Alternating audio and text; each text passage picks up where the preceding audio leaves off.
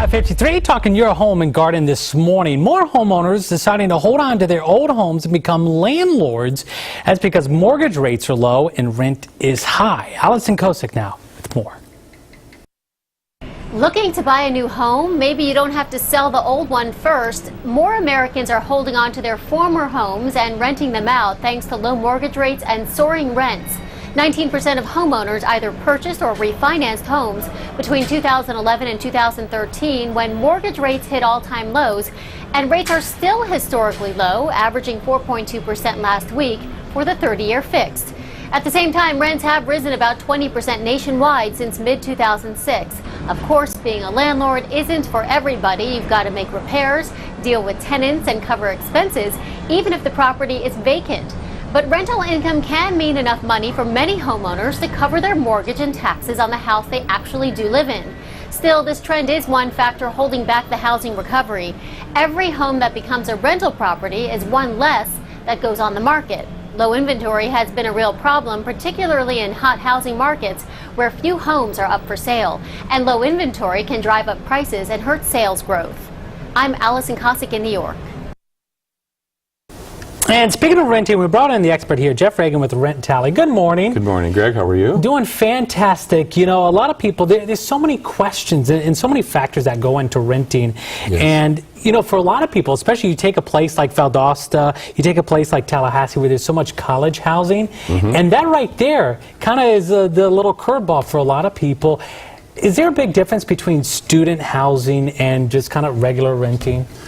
Well, there's actually a very big difference. Even though, you know, many people, when they first begin their search, they don't really, it's hard to identify which one is student, which one is conventional. But the best way is just to look at, is it rented by the room or is it rented by the apartment? That will identify quickly whether it's a student housing or a conventional housing. And kind of what's pros and cons for a college student to rent, you know, by the room as opposed to renting just the whole unit? Well, obviously cost. The reason for the rent by the room is to lower their costs. They're sharing the overall expenses with other students.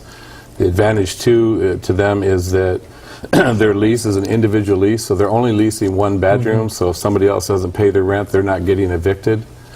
So there's a number of advantages for the student to look at the student housing over conventional housing.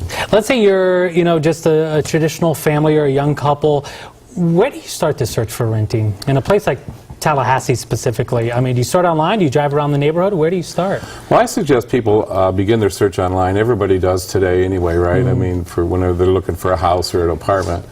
And if you search, let's say, Tallahassee apartments online, you'll see a variety of ILSs come up, internet listing services. And what they'll do is they'll feature different communities. And so you will search through those listings and find out which one is the student housing that you may be looking for, or is this one a conventional housing? Is it rented by the apartment? So families would obviously be more geared toward conventional, students into the student housing. Let's say someone, they find the ideal location, then what should they look for? I mean, should they kind of test the house out, make sure it's in good working condition for actually, you know, signing the lease?